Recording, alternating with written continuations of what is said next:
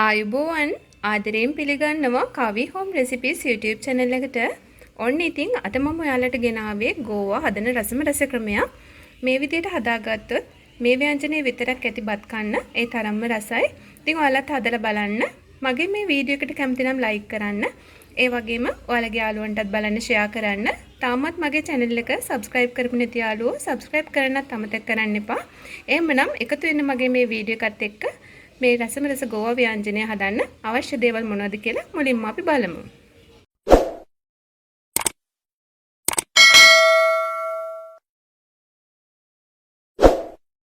gowa අරගෙන තියෙනවා හොඳින් සෝදලා පිරිසිදු කරගෙන මේ විදිහට ලොකු කෑලි වලට කපලා අරගෙන තියෙනවා. මානි ප්‍රමාණය ලොකු ලුණු ගෙඩි දෙකක් මේ විදිහට පොඩියට කපලා අරගෙන තියෙනවා කොටු හැඩයට වගේ. සුදු ලුණු බික් 3-4ක් දෙකට කපලා අරන් තියෙනවා. අවමිරිස් කරල් කීපයක් සහ කරපිංච ටිකක් අරන් තියෙනවා. කෑලි උඹලකඩ මේ සැඳ දෙකක් විතර අරගත්තා. පොඩි අල ගෙඩියක් මෙන්න මේ වගේ ප්‍රමාණය කෑලි වලට කපලා අරගෙන තියෙනවා. මුලින්ම gowa එකට ලුණු කුඩු තේ හැඳි භාගයක් විතර එකතු කරගන්න. ඊළඟට ගම්මිරිස් කුඩු තේ හැඳි භාගයක් එකතු කරගමු. කහ කුඩු තේ හැඳි කාලක් විතර එකතු කරගමු. මේ ටික දැන් ටිකක් කලවම් කරගන්න ඕන. මේ විදිහට ගම්මිරිස් කහ ලුණු කලවම් වෙන විදිහට ටිකක් කලවම් කරගමු. මෙතන මම corn flour වලින් තේ හැන්දක් අරන් තියෙනවා. දැන් වතුර ටිකක් දාලා වතුර මේස හැඳි 3ක් වගේ ප්‍රමාණයක් දාලා මේ ටික හොඳින් දිය කරලා පැත්තකින් තියාගමු අපි. ඊළඟට භාජනයක් ලිපේ තියලා ඒ භාජනයට අපි පොල් තෙල් මේස හැඳි 2ක ප්‍රමාණයක් එකතු කරගමු. තෙල් ටික රත් වෙනකොට කපාගත්තු අල ටික එකතු කරගමු. එකතු කරලා ටිකක් තෙලේ බැදෙන්න තියාගමු.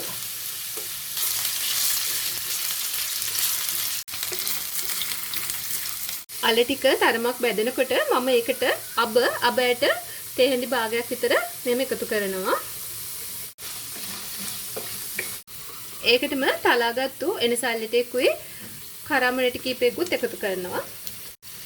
කරපිංච කොළ ටිකකුත් එකතු කරමු. කපාගත්තු සුදු ලුණු ටිකත් එකතු කරන්න. දෙකට කපාගත්තු අවමිරිස් කරල් ටිකකුත් මේ වෙලාවේදී එකතු කරනවා. මේකටම කපාගත්තු ලොකු ලුණු ටිකත් එකතු කරමු.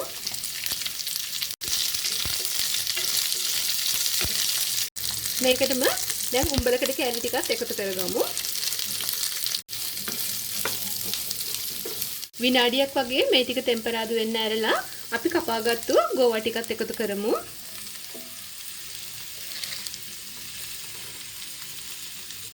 මේ වෙලාවේදී ලිපේ ගින්දර අඩු කරලා මේ ටික හොඳින් කලවම් කරලා පියනකින් වහලා ටිකක් වෙලා තැම්බෙන්න ඉඩ දෙන්න.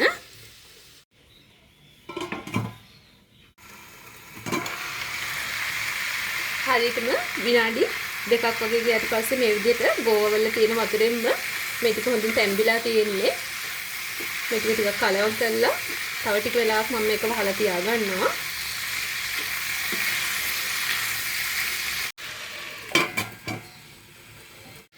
ඔන්න දැන් හරියටම විනාඩියක් වගේ ගියා. අපි දැන් මේ වෙලාවේදී කලින් හදාගත්තු corn flour තේ හැන්දට වතුර මේස 3ක් විතර දාලා හදාගත්තු මිශ්‍රණය මේකට එකතු කරගමු.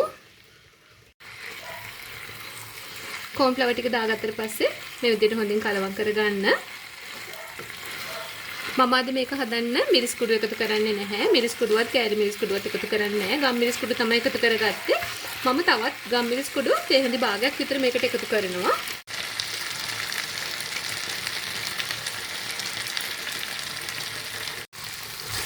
කලිනුත් මම ලුණු එකතු කරගත්තා. ඒ නිසා ලුණු බලලා ලුණු රස අවශ්‍ය ප්‍රමාණයට ලුණු එකතු කරගන්න. ඔන්න දැන් අපේ gowa එක ලෑස්ති.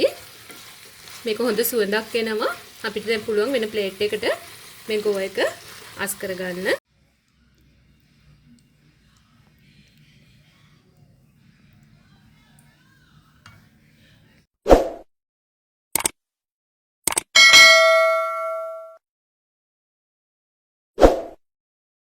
ඔන්න ඉතින් මේ තියෙන්නේ අද අපි හදාගත්තු රසම රස gowa ව්‍යංජනය.